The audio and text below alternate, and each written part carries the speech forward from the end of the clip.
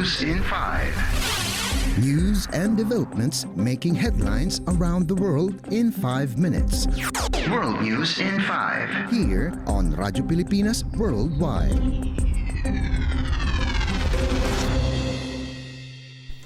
Good day. This is World News in 5 here on Radyo Pilipinas World Service.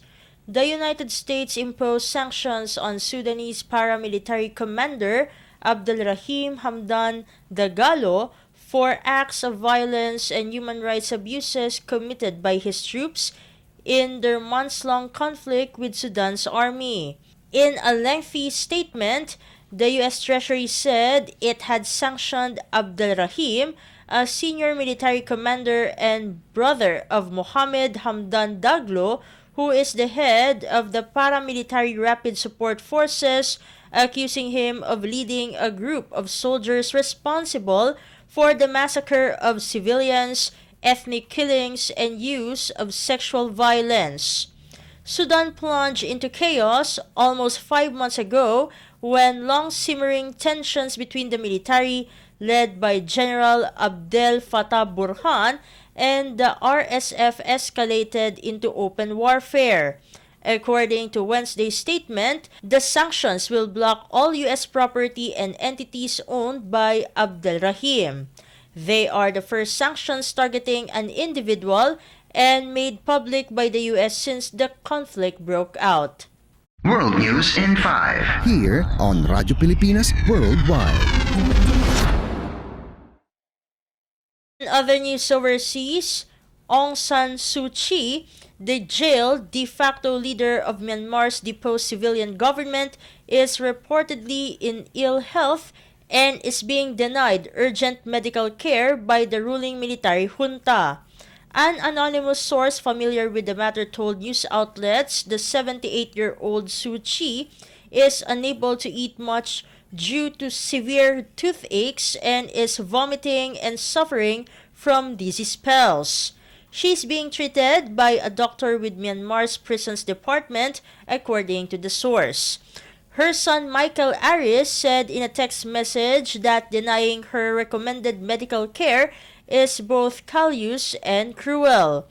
The 1991 Nobel Peace Laureate has been in detention since the military overthrew her democratically elected government in February 2021. She was tried and convicted by the junta on 19 criminal offenses ranging from sedition to election fraud to violating coronavirus restrictions and sentenced to a combined 33 years in prison. Junta leader General Min Aung Hlaing pardoned Suu Kyi on 5 of the convictions last month, reducing her sentence by 6 years. World News in 5. Here on Radyo Pilipinas Worldwide. For our Philippine Embassy news, the Philippine Department of Foreign Affairs, or DFA, through the Philippine Embassy in Moscow, Russian Federation, facilitated the repatriation of a 49-year-old Filipina in Moscow who had a hemorrhagic stroke while at work. She was hospitalized twice in a span of a month in Kazan and Moscow, Russian Federation, respectively. All expenses related to her repatriation, including airfare, medical equipment, medical escort, and all documents and clearances were paid for and arranged by the Philippine Embassy in Moscow. The overseas worker arrived in the Philippines and was reunited with her family on September 4, 2023. World News in 5. Here on Radyo Pilipinas Worldwide.